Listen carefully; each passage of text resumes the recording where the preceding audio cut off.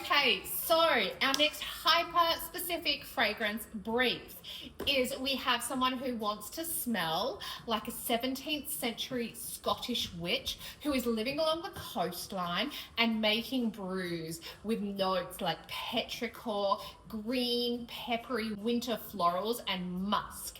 I love this brief. We've got a lot of witchy ones, which is so much fun. Now, I originally was really toing and froing between Black Salt from Heretic and Nosferatu from Heretic. Black Salt seemed the obvious choice, but I had to go Nosferatu because this one really captures that scene that you have created with your words. Now, Nosferatu to me, obviously no vampires involved in this one, but it really captures the scent of the witch as she is walking along that Scottish coastline. It is rugged and the beach smells wet and damp. It's freezing cold. There's this thick white fog as she is scavenging for ingredients for her brew. So you've got a really musky and mineralic petrichor note that's really prominent in Nosferatu, and it gets muskier and muskier as it settles on the skin. But then there's the lilacs and the violets, so it's kind of got these cool purple wintry floral notes as well, and I just think it really captures that scene of the witch along the coastline. Next up we have Hexensalve from Skoog, and now this one here is such a perfect option. This fragrance here is inspired by witches, and it's inspired by witches and their broomsticks and all of the stories told over centuries, and about how witches would make this incredibly poisonous concoction and get high from their broomsticks. So this one here has wormwood.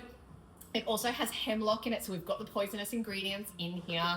This is almost like what her brew would smell like, her poisonous tincture. We have a lot of really green, almost kind of rubbery, earthy floral notes as well, particularly the tuberose and the angelica note. There's that little bit of licorice, which adds an extra kind of almost dirty muddiness to this fragrance that is soft and smooth and warm in the dry down. It's a really unique scent that has those green, wet, damp floral notes, but then also this soft, warm, earthy base.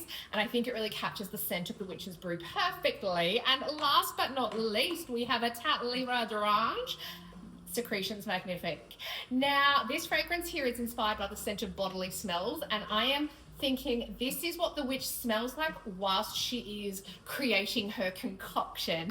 And it's the scent of adrenaline. It's got a seaweed note through it. It has a blood note in here. It's kind of like, again, everything that she's thrown into her brew. We've got like a bit of blood from the toad in there. There's that sweat and adrenaline as she mixes it furiously with anticipation.